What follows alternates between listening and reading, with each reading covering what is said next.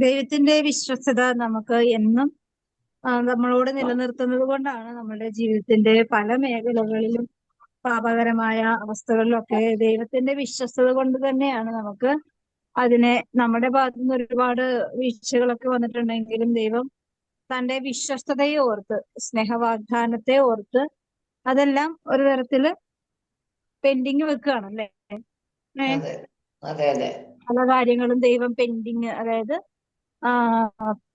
അത് പരിഹരിക്കപ്പെടുവാനുള്ള ഒരു അവസരവും അനുദപിക്കുവാനുള്ള ചിന്തകളും ഒക്കെ നമ്മളിൽ തന്നെ സ്വാതന്ത്ര്യത്തോടുകൂടെ കടന്നു വരുവാൻ, അതെല്ലാം ഇപ്പൊ നമ്മളിപ്പോ ഒരു തെറ്റ് ചെയ്ത ആ സമയം തന്നെ ആ സ്പോട്ടിൽ നമ്മൾ ശിക്ഷിക്കപ്പെടുന്നു എങ്കിൽ നമുക്ക് യഥാർത്ഥത്തിൽ അനുദപിക്കുവാനുള്ള ഒരു അവസരം നല്ല ബോധ്യത്തോടുകൂടി ഉണ്ടായിരിക്കണമെന്നില്ല.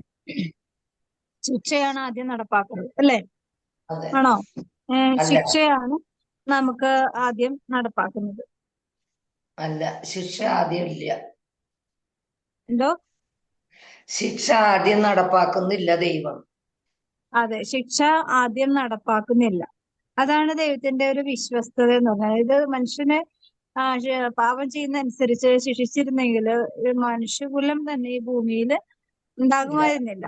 അതുകൊണ്ട് ദൈവം തന്റെ വിശ്വസ്തതയുടെ വാഗ്ദാനങ്ങളെയെല്ലാം സ്മരിച്ചുകൊണ്ട് ദിവസവും ഓരോ പാപമേഖലകളെ അറിഞ്ഞുകൊണ്ട് തന്നെയാണ് കരുണ കാണിക്കുന്നതും സ്നേഹിക്കുന്നതും സംരക്ഷിക്കുന്നതും നമ്മളെ അനുഗ്രഹിക്കുന്നതും, അല്ലെ? കാണിച്ചില്ലെങ്കിലും ദൈവം വിശ്വസ്തനായിരിക്കും. ദൈവം വിശ്വസ്തനാണ്. ഇപ്പൊ നമ്മളോടൊരു വിശ്വസ്തത കാണിക്കേണ്ട ഒരു വ്യക്തി നമ്മളോട് അവിശ്വസ്തത കാണിക്കുമ്പോൾ, നമ്മളത് അറിയുമ്പോൾ നമുക്കുണ്ടാവുന്ന ഒരു വിഷമതകൾ മാനസികമായ തലത്തില് അത് വലിയ മുറിവുകളായി കിടക്കും, അല്ലെ? ചിലപ്പോ അത് ഏറ്റുപറയും, ചിലപ്പോ അത് മനസ്സിൽ അങ്ങനെ ഇരിക്കും. ചിലവര് അതിന്റെ മറ്റൊരു രൂപമായ ആന്തരിക മുറിവായിട്ട് മറ്റ് ഏതെങ്കിലും തരത്തിലൊരു ബാഡ് എഫക്റ്റ് ആയിട്ട് ആ വ്യക്തിയുടെ ജീവിതകാലം മുഴുവൻ ഒരു വേട്ടപ്പട്ടിയെ പോലെ ആ ഒരു വിശ്വസ്തത നഷ്ടപ്പെടുത്തിയ അവസരങ്ങൾ വെറുപ്പായും വിദ്വേഷമായും അങ്ങനെ പല പല സ്വഭാവങ്ങൾ നമുക്ക് അനുഭവിക്കേണ്ടി വരും. പക്ഷെ ദൈവം അതൊന്നും അങ്ങനെ ഒരു അവസ്ഥയിലല്ല ദൈവം നമ്മളോട് കരുണ കാണിക്കുന്നത്, സ്നേഹിക്കുന്നത്, നമ്മളോട് വീണ്ടും വിശ്വസ്തത കാണിക്കുന്നത്.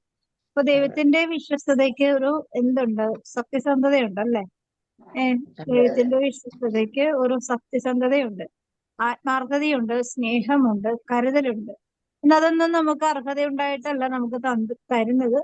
പക്ഷെ ദൈവമായിരുന്നത് കൊണ്ടാണ്, ദൈവം പരിശുദ്ധനായിരുന്നത് കൊണ്ടാണ്, അല്ലെങ്കിൽ ദൈവം സത്യമുള്ള ദൈവമായിരുന്നുകൊണ്ടാണ് നമുക്ക് അനുഭവിക്കാനായിട്ട് ദൈവം ഇടയാക്കുന്നത്. അപ്പൊ നമ്മളുടെ വിശ്വസ്തത ഈ ലോകത്തില് എത്രത്തോളം നിസ്സാരമാണെന്ന് ഈശോ നമ്മളെ, അല്ലെങ്കിൽ ദൈവപിതാവായ ദൈവം നമ്മളോട് കാണിക്കുന്ന ആ ഓരോ സെക്കൻഡുകളും ദൈവം നമ്മളോട് കാണിക്കുന്ന കരുണയുടെ വിശ്വസ്തതയും നമുക്ക് നമ്മുടെ ജീവിതത്തോട് കാണിക്കുന്ന വിശ്വസ്തതയും വെച്ച് ഒന്ന് ചേർത്ത് വെച്ച് വായിച്ചു നോക്കുമ്പോൾ ചിലപ്പോ വലിയ വ്യത്യാസം, രാവും പകലും പോലെ വ്യത്യാസം ഉണ്ടാവും. അത്രമാത്രം വ്യത്യാസം നമ്മുടെ വിശ്വസ്തതയ്ക്കും ദൈവത്തിന്റെ വിശ്വസ്തതയോട് നമുക്ക്.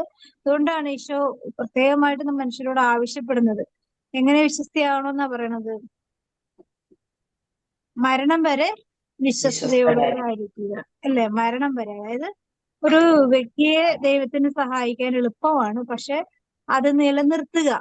ഇപ്പൊ നമുക്കിപ്പോ ഇന്നൊരു സഹായ ദൈവം നമ്മളെ ഒരു അപകടകരമായ അവസ്ഥയിൽ നമുക്ക് ഒരു സഹായം ചെയ്തു തന്നു. പക്ഷെ ആ സഹായം ചെയ്തു തന്ന ആ ഒരു അനുഗ്രഹം അത് എന്നും നമുക്ക് ദൈവത്തോട് ഉണ്ടാകണമെങ്കിൽ എന്തൊക്കെ വേണം? നമുക്ക് ദൈവത്തോട് വിശ്വസ്തരായിരിക്കും. വിശ്വസ്തത എല്ലാത്തിന്റെയും ആകെ മൊത്തം ഒരു സ്വഭാവമാണ് വിശ്വസ്തത. നന്ദി ഉണ്ടാവും, സ്നേഹമുണ്ടാവും, ഓർമ്മയുണ്ടാവും, അല്ലെ? പിന്നെന്തുണ്ടാവും? ആരാധനയുണ്ടാവും, പ്രാർത്ഥനയുണ്ടാവും, അനുഗ്രഹത്തെ ഓർത്ത് എന്നും ആ പ്രവൃത്തി മറ്റുള്ളവർക്ക് കൂടി പകരണം എന്നുള്ളൊരു ആഗ്രഹം ഉണ്ടാവും. അത് ദൈവിക സ്വാതന്ത്ര്യത്തിലേക്ക് മറ്റുള്ളവരെയും കൂടി ആകർഷിക്കണമെന്നും അനുവദിക്കണമെന്നൊക്കെയുള്ള ഒരു അധ്വാനങ്ങൾ ഉണ്ടാവും. അങ്ങനെ ഒരുപാട് കാര്യങ്ങളുടെ ആകെ മൊത്തം ഉള്ള ഒരു സ്വഭാവ അനുഗ്രഹമാണ് നമുക്ക് ദൈവത്തോട് കാണിക്കുന്ന ഒരു വിശ്വസ്തമായതുകൊണ്ടാണ് പരിശുദ്ധ അമ്മയ്ക്ക് ഇതെല്ലാം ഉണ്ടായിരുന്നു. വിശ്വസ്ത ദാസിയായിരുന്നു, വിശ്വസ്ത കാര്യസ്ഥയായിരുന്നു. എല്ലാ തരത്തിലും പൂർണ്ണമായും ഈ ഭൂമിയിൽ വിശ്വസ്തയോടുകൂടെ കൈവരിച്ച ജീവിതം മുന്നോട്ട് നയിച്ച ഒരു വ്യക്തിത്വമായിരുന്നു അത്. പരിശുദ്ധ അമ്മയുടെ വ്യക്തിത്വം ഒരിക്കലും ഞാൻ ഈ കഴിഞ്ഞ സെപ്റ്റംബർ മാസത്തില് മരിയൻ ചിന്തകളിലെ, അതായത് മാതാവിന്റെ സ്വഭാവങ്ങൾ എന്ന് പറഞ്ഞുകൊണ്ടുള്ള ഒരു ചിന്തകൾ ഇട്ടായിരുന്നു. ഞാൻ വിചാരിച്ചു 10 ദിവസമൊക്കെ എനിക്കത് ഉണ്ടാവുള്ളൂ, അല്ലെങ്കിൽ പറഞ്ഞു വരുമ്പോഴേക്കും. പക്ഷെ എനിക്ക് 30 ദിവസം കഴിഞ്ഞിട്ടും ഓരോ ചിന്തകളും ഓരോ സ്വഭാവ ഗുണങ്ങളെ കുറിച്ചും മാതാവിന്റെ 30 ദിവസത്തിന്റെയും സ്വഭാവങ്ങൾ എന്നിട്ടും തീരുന്നില്ല. 30 ദിവസം കഴിഞ്ഞപ്പോ ഞാൻ നിർത്തി. എന്നാലും അത് കഴിഞ്ഞിട്ട് കുറെ കാര്യങ്ങൾ ഇങ്ങനെ ഈശോ പറഞ്ഞു തരുന്നുണ്ടായിരുന്നു, മറിയത്തിന്റെ സ്വഭാവ ഗുണങ്ങൾ. അപ്പോ നമുക്ക് ഒരു ഗുണം ഉണ്ടെങ്കിൽ തന്നെ അത് പിറ്റേ ദിവസം അത് ആ ഗുണത്തിനെതിരായിട്ടുള്ള എന്തെങ്കിലും പ്രവൃത്തികൾ ഉണ്ടാവും, അല്ലെ? നമുക്കത് സ്ഥിരപ്പെടുന്നില്ല, നമ്മളുടെ സൽഗുണങ്ങൾ സ്ഥിരപ്പെടുത്തുവാനായിട്ട് സാധിക്കുന്നില്ല. കാരണം എന്താ? നമുക്ക് നമ്മളോടുള്ള ഒരു വിശ്വസ്തതയുടെ കുറവ് മൂലമാണ്. എന്നിട്ടും നമ്മളോട് കരുണ കാണിക്കുന്നു. അതെവിടം വരെയാണ് നമ്മളോട് കരുണ കാണിക്കുന്നത്? ദൈവം എവിടം വരെയാണ്? മരണം വരെയാണ് ദൈവം നമ്മളോട് കരുണ കാണിക്കുന്നെങ്കിൽ നമ്മളും ദൈവത്തോട് വിശ്വസ്തരായിട്ടിരിക്കാൻ മരണം വരെ ആഗ്രഹിക്കണം, അധ്വാനിക്കണമെന്ന് ഈശോ നമ്മളോട് പറയുകയാണ് വചനത്തിൽ കൂടി. അല്ല, അതൊരു വലിയൊരു അധ്വാനം തന്നെയാണ്, വലിയൊരു ഉത്തരവാദിത്തമാണ്, വലിയൊരു ടാസ്കാണ് നമ്മളെ ഏൽപ്പിക്കുന്നത്. വലിയ കാര്യങ്ങളൊന്നും ഇല്ല, പക്ഷെ ചെറിയ കാര്യങ്ങളിൽ പോലും നമ്മുടെ ചെറിയ കാര്യങ്ങളിൽ വിശ്വസ്തനാണെങ്കിൽ വലിയ കാര്യങ്ങളിലും വിശ്വസ്തനായിരിക്കും. ചെറിയ കാര്യങ്ങളിൽ വിശ്വസ്തയോടെ ആയിരിക്കുന്നവനെ വലിയ കാര്യങ്ങളിലും ദൈവം ഏൽപ്പിക്കും, അല്ലെ? വിശ്വസ്തയോടുകൂടെ ദൈവം നമ്മളെ ഏൽപ്പിക്കും. അപ്പൊ ചെറിയ കാര്യം നമ്മൾ പലപ്പോഴും വലിയ കാര്യങ്ങളെ കുറിച്ചാണ് കൂടുതൽ കമ്മിറ്റഡ് ആവുന്നത്. പക്ഷെ നമ്മൾ ചെറിയ കാര്യങ്ങളെ കുറിച്ച്, ഇപ്പൊ നമ്മൾക്ക് കണ്ണിനെ നിയന്ത്രിക്കാനായിട്ട് സാധിക്കണം.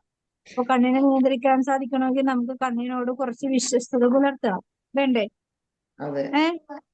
അതുപോലെ നാവിനെ നിയന്ത്രിക്കണമെന്നുണ്ടെങ്കിൽ എന്ത് വേണം?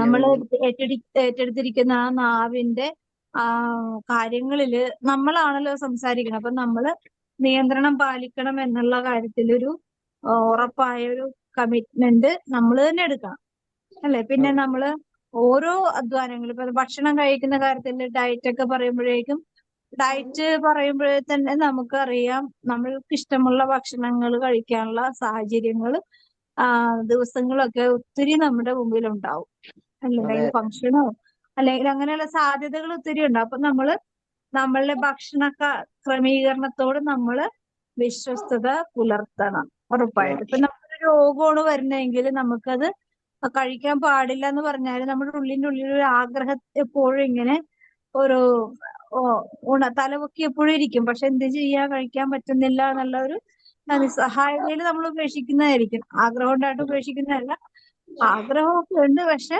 കഴിക്കാൻ പറ്റാത്ത ഒരവസ്ഥ ആയതുകൊണ്ട് മാറ്റിവെച്ചേക്കും. അപ്പോഴും നമുക്ക് നമ്മളോട് വിശ്വസ്തതയൊന്നുമില്ല.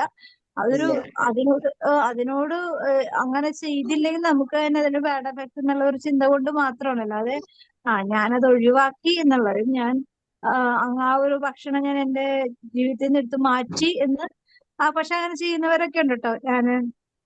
നമ്മുടെ ഗ്രൂപ്പിൽ തന്നെയുള്ള ഒരു വ്യക്തി എന്നോട് പറയാണ്, ഞാനിങ്ങനെ എപ്പോഴും പറയുമായിരുന്നു. അപ്പൊ ഓരോ കാര്യങ്ങൾ പറയുമ്പോ ഞാൻ പറഞ്ഞു ഫാസ്റ്റിംഗ് ചെയ്യുന്നുണ്ട്, ഫാസ്റ്റിംഗ് ചെയ്ത് പ്രാർത്ഥിക്കുന്നവർ.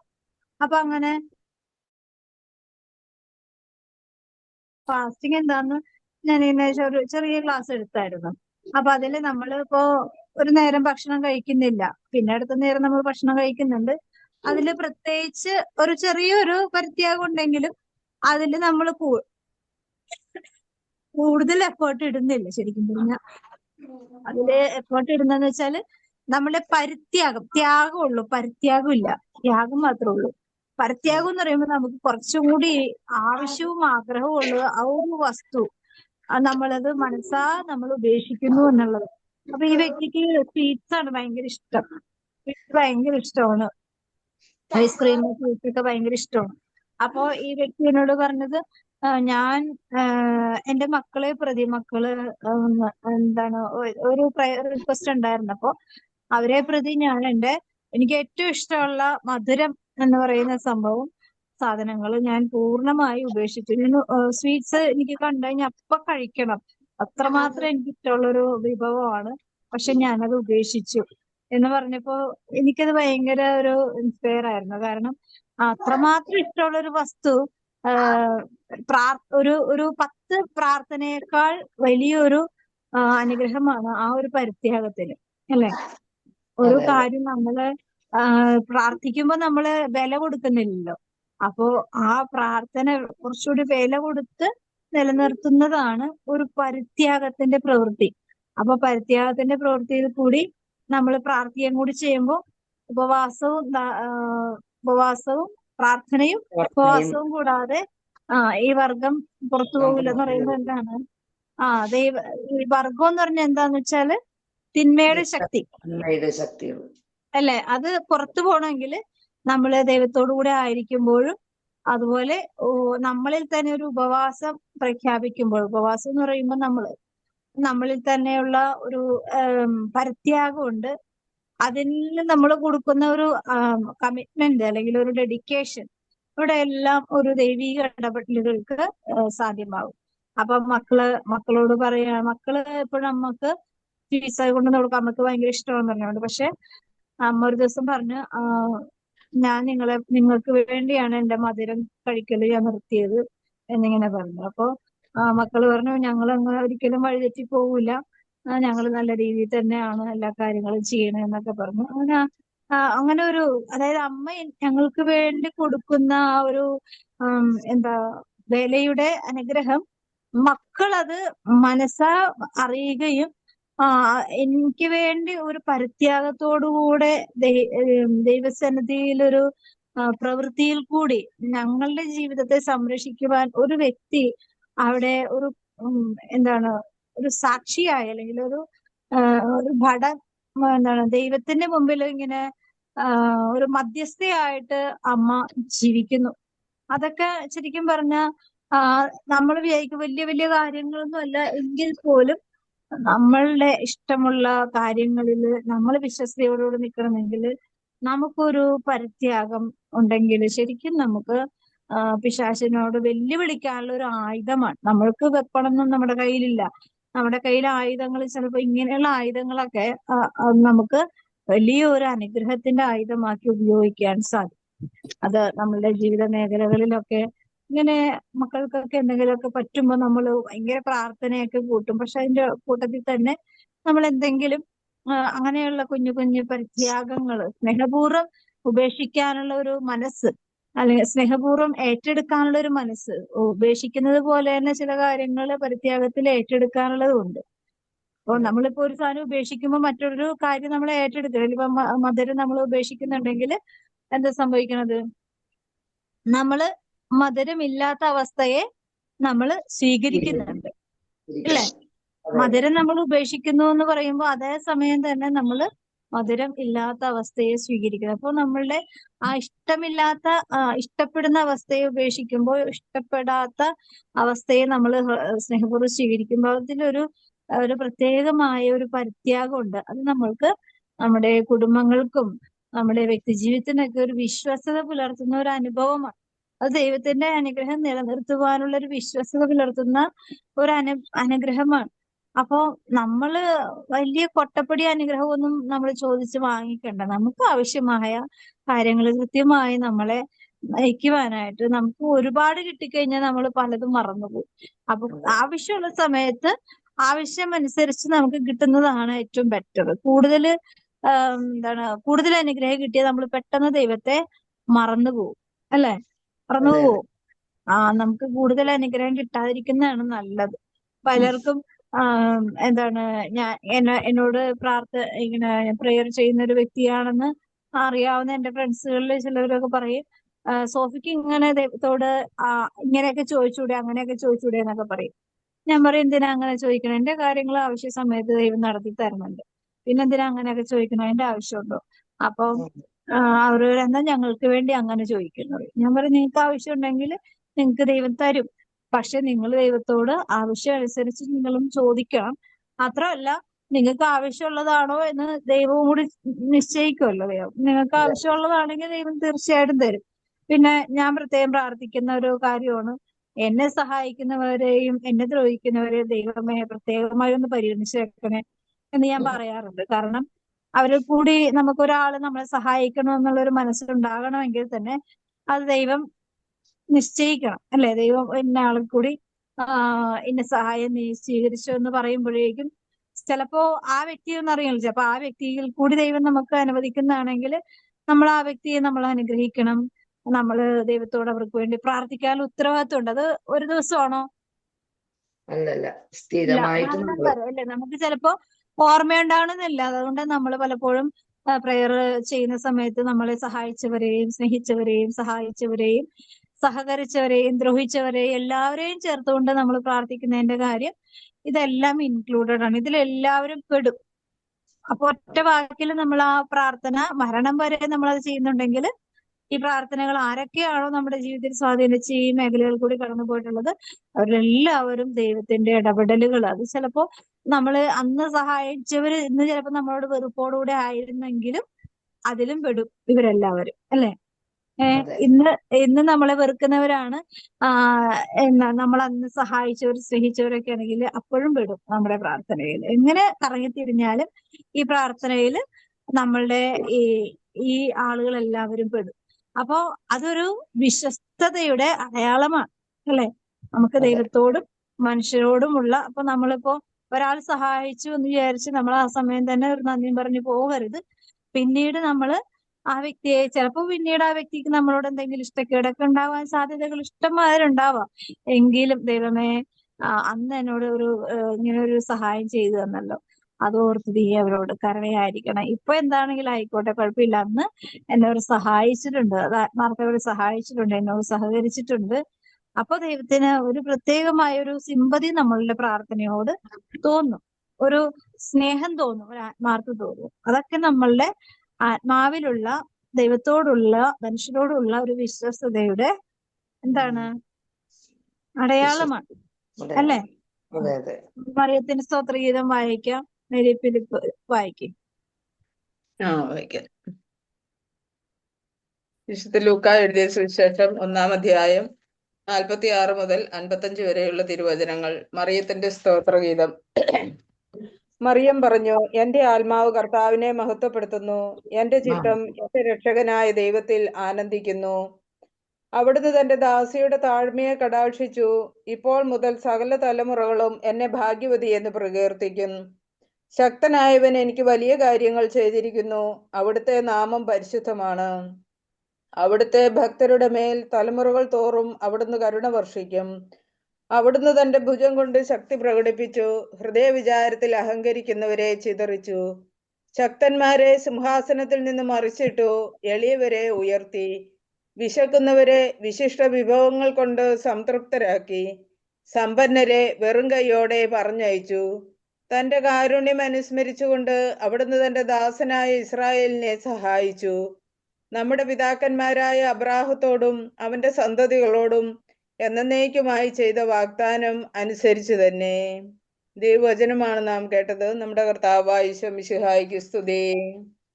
നമ്മുടെ കർത്താവായ യേശു മിശിഹായ്ക്ക് സ്തുതി. ദൈവം നമ്മളുടെ ജീവിതത്തെ എപ്പോഴും ദൈവിക സമ്പന്നത കൊണ്ട് നിറയ്ക്കാനാണ് ആഗ്രഹിക്കുന്നത്, അല്ലെ? എന്താണ് കേൾക്കുന്നുണ്ടോ? എന്തുകൊണ്ട് നിറയ്ക്കാനാണ് ആഗ്രഹിക്കുന്നത്? ദൈവിക സമ്പന്നത. ദൈവിക സമ്പന്നത. എന്താണ് ഒരു 5 ദൈവിക സമ്പന്നത പറഞ്ഞേ? 5 ഏറ്റവും കുറവാണ് 5. ഞാൻ പറ.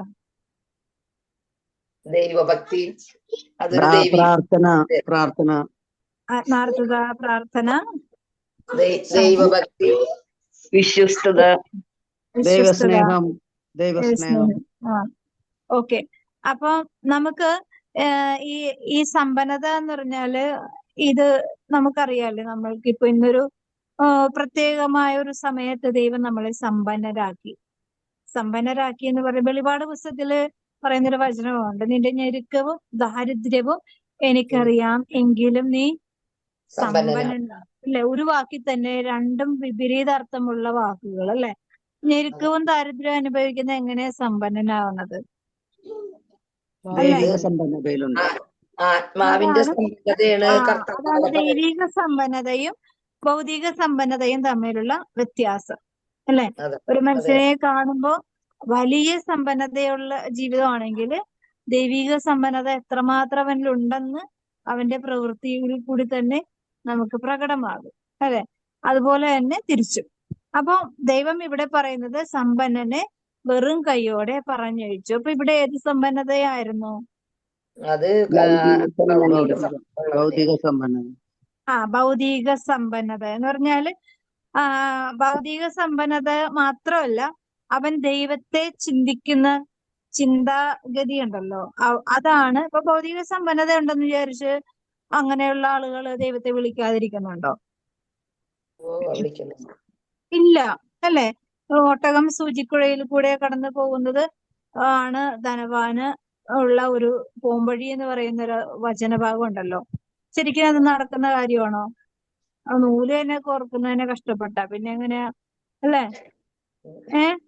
അതെ അതെ നമ്മള് സൂചിക്കുഴലിൽ കൂടി നമ്മൾ നൂല് തന്നെ കോർക്കും. നൂല് എന്ന് പറഞ്ഞാൽ നമുക്ക് എത്രയും വലിപ്പമുണ്ട് നമുക്കറിയാം. അത് തന്നെ കോർക്കുന്നത് ഭയങ്കരമായ പ്രയാസപ്പെട്ടാണ്. അങ്ങനെയാണെങ്കിൽ അത്രയും ബുദ്ധിമുട്ടാണ് അവർക്ക് ആത്മീയതയിലേക്ക് കടന്നു വരാറുള്ളത് ധനവാനെ.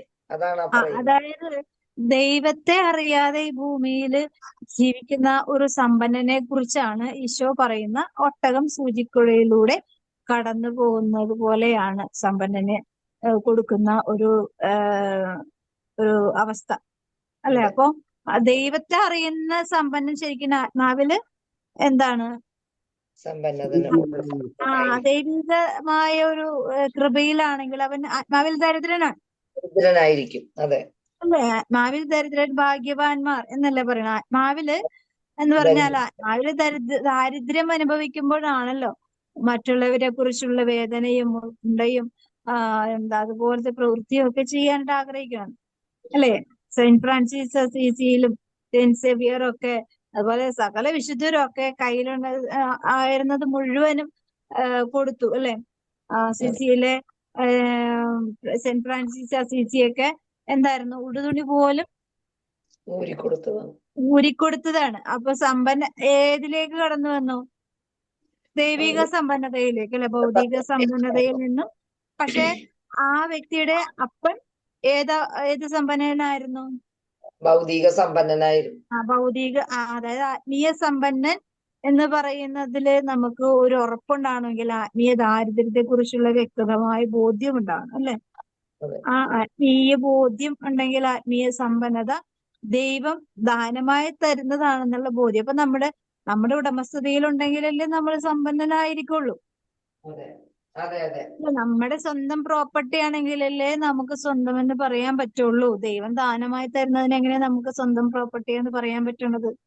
അതെ, എല്ലാ കാര്യങ്ങളിലും ദൈവത്തിൽ ആശ്രയിക്കുന്ന മനോഭാവം, അതാണ് ആശ്രയിക്കേണ്ടി വരുന്നത് എന്തുകൊണ്ടാ? നമ്മുടെ കയ്യിൽ ഇല്ലാത്തത് കൊണ്ടല്ലേ?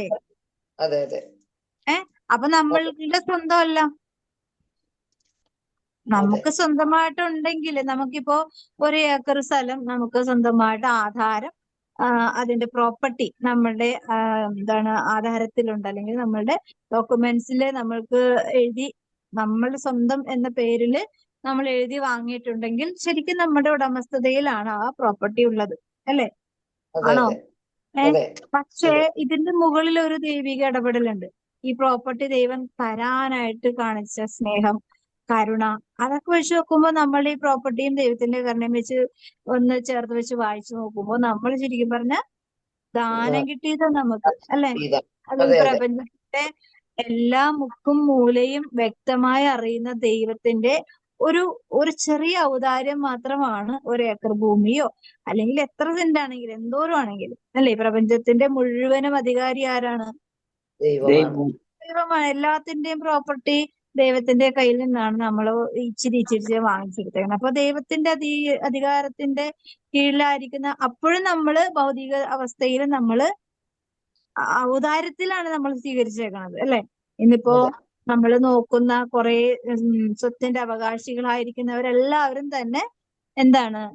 ദൈവത്തിന്റെ ഔദാര്യത്തിലാണ് ഇതെല്ലാം വാങ്ങിച്ചിരിക്കുന്നത്. ഇന്ന് നമ്മൾ കാണുന്ന അംബാനിയും അതുപോലെ കോടീശ്വരന്മാരായ എല്ലാവരും ഒറ്റ ശ്വാസത്തിൽ തീരാവുന്ന കാര്യമുള്ളൂ അല്ലെ? ഇവർക്ക് ആർക്കെങ്കിലും അവരുടെ ജീവശ്വാസത്തിന്റെ നിയന്ത്രണം അവർക്ക് ചെയ്യാൻ പറ്റുന്നുണ്ടോ? ഇല്ല. ആർക്കും ഇല്ല അല്ലെ? അപ്പൊ ഈ ഭൂമിയിൽ ജീവിച്ചിരിക്കുന്ന അത്രയും കാലം ദൈവത്തിന്റെ ഔദാര്യമാണ് പൂർണ്ണമായും സ്വീകരിക്കുന്നത്. ദൈവത്തിന്റെ സൗജന്യ ദാനമായ ഔദാര്യം. അപ്പോ ശരിക്കും പറഞ്ഞ മനുഷ്യരെല്ലാവരും ഇവിടെ എന്താണ്? ഭിക്ഷക്കാരാണ് അല്ലേ? അതെ ഏ അതെ ആ അതെ ദൈവം നമുക്ക് ഇവിടുന്ന് പോകുമ്പോ നമ്മൾ കയ്യിൽ പിടിച്ചുകൊണ്ട് നമ്മുടെ ഡോക്യുമെന്റ് ഒന്നും കൊണ്ടുപോകാൻ പറ്റൂല. എന്താ നമ്മൾ പോകുന്ന ചിലപ്പോ നമ്മൾ അന്ന് വരെ ഉപയോഗിച്ച വസ്ത്രം പോലും നമുക്ക് ആഡംബര വസ്ത്രം പോലും നമുക്ക് ഉപയോഗിക്കാനും പറ്റില്ല. അപ്പൊ ഒന്നും തന്നെ നമുക്ക് തിരികെ കൊണ്ടുപോകാൻ പറ്റുന്നില്ലെങ്കിൽ, നമ്മുടെ സ്വന്തമാണെന്ന് പറഞ്ഞുകൊണ്ട് നമുക്ക് കൊണ്ടുപോകാൻ പറ്റുന്നില്ലെങ്കിൽ നമുക്ക് എന്തിന്റെ ഉടമസ്ഥത ഉണ്ടെന്നാ പറയണത്? എന്തിന്റെങ്കിലും ഉടമസ്ഥതയുണ്ടോ? ശരിക്കും പറഞ്ഞ ഒന്നുമില്ല അല്ലെ? നമ്മൾ ശരിക്കും പറഞ്ഞ അതുകൊണ്ടാണ് അങ്ങനെ ചിന്തിക്കുന്നവരെയാണ് കർത്താവ് എന്ത് ചെയ്യുന്നത്? അതെ ചിതറിക്കുന്നത്. അങ്ങനെ ചിന്തിക്കുന്നത്, എനിക്ക് അതുണ്ട് ഇതുണ്ട് എന്ന് പറഞ്ഞ് നമ്മള് അവകാശവും അധികാരവും അഹങ്കാരവും കാണിക്കുന്നവരെ ഉദ്ദേശിച്ചിട്ടാണ് ഹൃദയ വിചാരത്തിൽ അഹങ്കരിക്കുന്നവരെ കർത്താവ് ചിതറിച്ചു എന്ന് പറയുന്നത്. സമ്പന്നരെ അങ്ങനെയുള്ള സമ്പന്നതയുടെ ഹൃദയവുമായി ദൈവസന്നിധിയിലായിരിക്കുന്നവരെ ഒന്നുമില്ലാതെ നാണം കെടുത്തി കർത്താവ് ആ പടി അല്ലെങ്കിൽ ആ സിംഹാസനത്തിൽ നിന്നും കർത്താവ് മറിച്ചിടും അല്ലെങ്കിൽ നീക്കം ചെയ്യും. അപ്പോ അതായത് ഈ ഭൂമിയിൽ ജീവിക്കണമെന്നുണ്ടെങ്കിൽ ദൈവത്തിന്റെ ഔദാര്യമാണ് ഭിക്ഷക്കാരെ പോലെ നമ്മൾ വാങ്ങിച്ച് സ്വീകരിച്ച് അനുഭവിച്ച് കടന്നു പോകുന്നത്. അല്ലാതെ മനുഷ്യന്റെ ഒരു കഴിവും എടുക്കൊന്നുമല്ല. അപ്പോ ഇതെല്ലാം നമ്മൾ മനസ്സിലാക്കുമ്പോഴാണ് ദൈവത്തിന്റെ കരുണയിൽ ആശ്രയിക്കുന്നതും ദൈവം മാത്രമാണ് എന്നെ സഹായിക്കാനുള്ളതെന്നും നമുക്കറിയാം. അലക്സാണ്ടർ എന്ന് പറഞ്ഞാൽ വലിയൊരു രാജാവും ചക്രവർത്തിയും ഒക്കെ ആയിരുന്നിട്ട് പോലും ആ വ്യക്തിയുടെ ജീവിത അവസാന കാലങ്ങളിൽ ലോകത്തോട് വലിയൊരു സാക്ഷ്യമായി പറയുന്ന അനേക സത്യങ്ങളാണ് നമുക്ക് നമ്മുടെ ചരിത്രത്തിൽ എഴുതി വെച്ചിരിക്കുന്നത് അല്ലെ? കുറെ രത്നങ്ങൾ കാണിച്ചു, പക്ഷെ ഇതൊന്നും എന്നെ സഹായിക്കാൻ സാധിച്ചില്ല, എന്റെ ജീവിതത്തിൽ സഹായിച്ചില്ല. കുറെ വൈദ്യരെ കാണിക്കുന്നുണ്ട്, ഇവരാരും എനിക്ക് സൗഖ്യം നൽകിയില്ല. അങ്ങനെ ഓരോ കുറെ സമ്പത്ത് കാണിക്കുന്നുണ്ട്, ഇതൊന്നും എന്റെ ജീവിതത്തിൽ ഇത്രമാത്രം സ്വാധീനിച്ചെങ്കിലും അധികാരങ്ങൾ ഇത്രമാത്രം എനിക്കുണ്ടായിരുന്നെങ്കിലും എന്റെ സ്വന്തം ആത്മാവിനെ സഹായിക്കാൻ ഇവയ്ക്കൊന്നും തന്നെ കഴിവുണ്ടായിരുന്നില്ല എന്ന് ലോകത്തോട് പ്രഘോഷിച്ചു കടന്നുപോയതാ. അപ്പൊ അന്ന് വരെ അനുഭവിച്ചത് എന്തായിരുന്നു? പിടിച്ചടക്കിയതും വെട്ടിപ്പിടിച്ചതെല്ലാം എന്തായിരുന്നു? ദൈവത്തിന്റെ കൺമുമ്പിൽ നിന്ന് ഒരു പ്രഹസനം പോലെ ആ ജീവിതം അവസാനിച്ചു എന്ന് സ്വയം മനസ്സിലാക്കിയതാണ് അല്ലെ? അപ്പൊ മനുഷ്യന്റെ സമ്പന്നത എന്ന് പറഞ്ഞാല് ദൈവീകമായ അനുഗ്രഹത്തിന്റെ കീഴില് ഒരു ദാസനെ പോലെ നിൽക്കുക എന്നുള്ള, അല്ലെങ്കിൽ ദാസിയെ പോലെ നിൽക്കുക എന്നുള്ള ഒരു ചിന്തയോടുകൂടെ ജീവിക്കുന്ന ഒരു വ്യക്തിയാണെങ്കിൽ ശരിക്കും ആ വ്യക്തി ദൈവീക സമ്പന്നതയിലാണ്, പരിശുദ്ധ അമ്മയെ പോലെ. പക്ഷെ അങ്ങനെ ആയിരുന്ന ഒരു വ്യക്തിയായിരുന്നല്ലോ മറിയം. പക്ഷെ ആ മറിയം എന്താണെന്നാ പറയണത്? അവിടുന്ന് തന്റെ ദാസിയുടെ താഴ്മയെ കടാക്ഷിച്ചു എന്നാ പറയണല്ലേ? ഇത്രയും സമ്പന്നതയുള്ള, അതായത് മനുഷ്യന് സങ്കല്പിക്കാൻ കഴിയാത്ത വിധം സ്വർഗത്തിന്റെയും ഭൂമിയുടെയും സർവസമ്പത്തും പരിശുദ്ധ അമ്മയ്ക്ക് നൽകിയിട്ടും അമ്മ അതിലേക്കൊന്നും നോക്കാതെ ദൈവത്തിന്റെ മഹത്വത്തിലേക്കും ശക്തിയിലേക്കും മാത്രം നോക്കി അതിന്റെ പൂർണ്ണതയുടെ അനുഗ്രഹത്തിലേക്ക് മാത്രം ആശ്രയിച്ചുകൊണ്ട് ജീവിച്ചപ്പോഴാണ് മറിയത്തെ ഇതുപോലെ. അതുകൊണ്ടാണ് ഇന്നലെ ഞാനിട്ട ചിന്ത നിങ്ങൾ ആരെയും കേട്ടായിരുന്നു? ക്രിസ്മസ് ഉണ്ടായിരിക്കുന്നതിന്റെ കാരണം പരിശുദ്ധ അമ്മ ഉണ്ടായിരുന്നത് കൊണ്ടാണ് ക്രിസ്മസ് ഉണ്ടായിരുന്നത്. ക്രിസ്മസ് നമ്മൾ ആഘോഷിക്കുന്നത് അല്ലെങ്കിലും ഉണ്ട്. അപ്പൊ ഒരാൾ എനിക്ക് മെസ്സേജ് ഇട്ടേക്കണേണ്, പിതാവായ ദൈവത്തിന് വേണമെങ്കിൽ വേറൊരു മറിയത്തെയും കൂടി സൃഷ്ടിക്കാമായിരുന്നില്ല. എന്നിട്ട് കുറച്ച് കാര്യങ്ങളൊക്കെ ഇങ്ങനെ പറഞ്ഞു കഴിഞ്ഞിട്ട് അവസാനം എന്നോട് പറയണേ, ഞാൻ ഇതിന് മറുപടി പ്രതീക്ഷിക്കുന്നില്ല എന്ന് പറഞ്ഞുകൊണ്ട് ഇട്ടേക്കണേണ്. പിന്നെ എന്റെ ചിന്താഗതിയും ചേച്ചിയുടെ ചിന്താഗതിയും രണ്ടും രണ്ടായതുകൊണ്ട് ഇതിന്റെ മറുപടി ഞാൻ പ്രതീക്ഷിക്കുന്നില്ല എന്നും പറഞ്ഞിട്ടേക്കണം. അപ്പൊ ഞാൻ പറഞ്ഞു, ഞാൻ മറുപടി തരുന്നില്ല എന്ന് പറഞ്ഞുകൊണ്ട് ഞാനും വിട്ടു. കാരണം ആ ഒരു അവസ്ഥയിൽ അവർ ചിന്തിക്കുമ്പോൾ നമുക്ക് എന്താ പറഞ്ഞു കൊടുത്തിട്ടും കാര്യമില്ല. കാരണം അവർക്ക് സ്വയം മനസ്സിലാകട്ടെ എന്ന് നമ്മൾ വിട്ടുകൊടുക്കുകയാണ്. കാരണം രണ്ടും എന്തോരം നമ്മൾ ക്രിസ്ത്യാനിയാണ് എന്നിട്ട് എന്നോട് പറഞ്ഞേക്കണ ഈ വ്യക്തിയെ കുറിച്ച് മറ്റൊരാൾ പറഞ്ഞേക്കുന്നത് ഭയങ്കര പ്രാർത്ഥിക്കുന്ന ഒരു വ്യക്തിയാണ്, ദൈവത്തിന് വേണ്ടി മാത്രം ജീവിക്കുന്ന ഒരു വ്യക്തിയാണ് എന്നൊക്കെ പറഞ്ഞ് കുറെ കാര്യങ്ങൾ പറഞ്ഞു. ആ ആളാണ് എന്നോട് ഇങ്ങനെ ഒരു കാര്യം മറിയത്തെ പോലെ വേറൊരു വ്യക്തിയെ സൃഷ്ടിച്ചിരുന്നെങ്കിൽ ക്രിസ്മസ് ഒന്നും മുടങ്ങാനൊന്നും പോണില്ല എന്നുള്ള രീതിയിൽ സംസാരിച്ചിട്ടത്. അപ്പൊ ഇതാണ് മനുഷ്യന്റെ ചിന്തകളൊന്നും മാറുന്നില്ല. മനുഷ്യൻ ഈ ഭൗമിക പടലങ്ങളിൽ കിടന്ന് ഉരുണ്ട് കളിക്കുകയാണ്. ആത്മീയമായ യഥാർത്ഥ സത്യങ്ങൾ അറിയണമെങ്കിൽ ശരിക്കും പറഞ്ഞാൽ എന്ത് ചെയ്യണം? മനുഷ്യൻ ദൈവത്തെ മരിക്കണം. അറിയാം. വേണ്ടേ?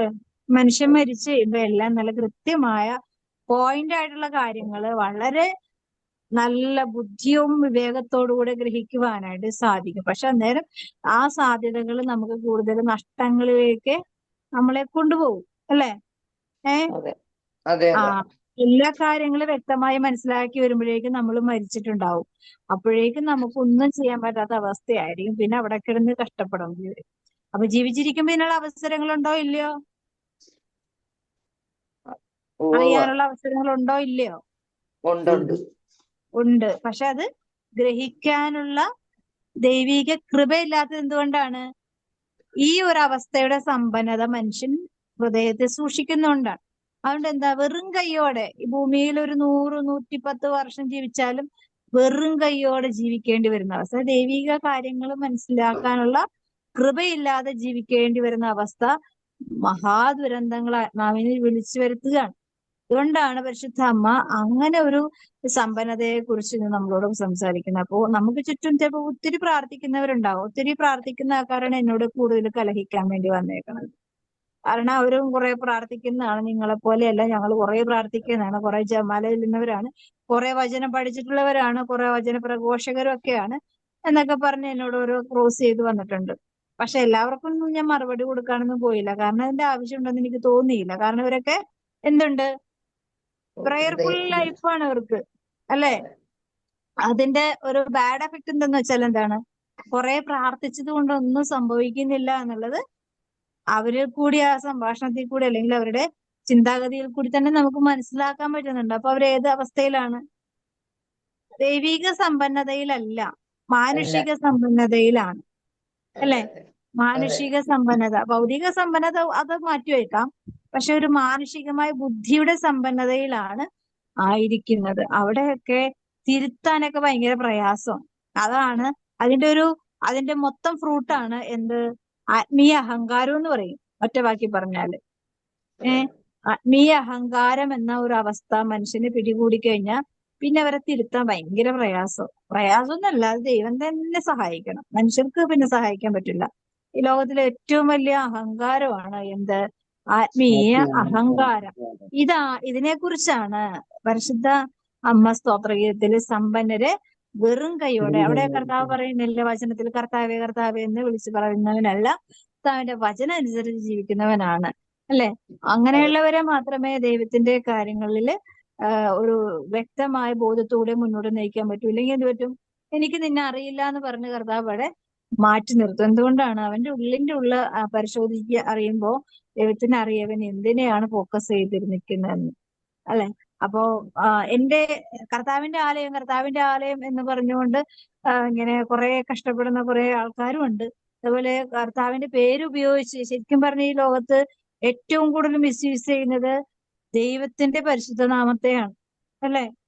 ആണോ? ദൈവത്തിന്റെ പരിശുദ്ധ നാമത്തെ മിസ്യൂസ് ചെയ്യുന്ന പോലെ വേറൊന്നിനെയും ഇത്രയധികം മിസ്യൂസ് ചെയ്യുന്നില്ല. അപ്പോ എന്താ ഇതൊക്കെ എന്തിന്റെ അവസ്ഥയാ? ഈ ഒരു സമ്പന്നതയിൽ നിൽക്കുന്നതുകൊണ്ടാ, ദൈവഭയം നഷ്ടപ്പെട്ടത് കൊണ്ടാ. അപ്പൊ ഇതൊക്കെ നമുക്ക് തിരിച്ചറിയണം. നമ്മൾക്ക് നമ്മുടെ ചുറ്റിലും, നമ്മുടെ ജീവിത മേഖലകളിലും, നമ്മുടെ കുടുംബങ്ങളിലൊക്കെ ഒത്തിരി പ്രയർഫുൾ ആയിട്ടുള്ള ഒരു ലൈഫൊക്കെ ആണെങ്കിൽ പോലും ദൈവത്തിന് മുമ്പിൽ ഏറ്റവും എളിമയോടെ നിൽക്കുന്നില്ലെങ്കിൽ നമുക്കും വെറും കൈയോടെ പോരേണ്ടി വരും. ഈ ഒരു അവസ്ഥ ഉണ്ടാകാതിരിക്കുവാൻ പരിശുദ്ധമ്മയോട് ചേർന്ന് എളിമയുള്ള ദാസിയുടെ അനുഗ്രഹം, എത്രമാത്രം കൃപയുടെ നിറവിൽ നിൽക്കുമ്പോഴും അമ്മ പറയുന്നുണ്ട് ദാസിയുടെ താഴ്മയെ കടാക്ഷിച്ചു എന്ന് പറയുന്നുണ്ടെങ്കിൽ അത്രമാത്രം അമ്മയുടെ എളിമയെ അവിടെ ഉയർത്തി നിർത്തിയത് കൊണ്ട് ആ ഒരു കൃപ എല്ലാ മനുഷ്യരിലേക്ക് നിറയട്ടെ എന്ന് ആഗ്രഹിച്ച് പ്രാർത്ഥിക്കാം.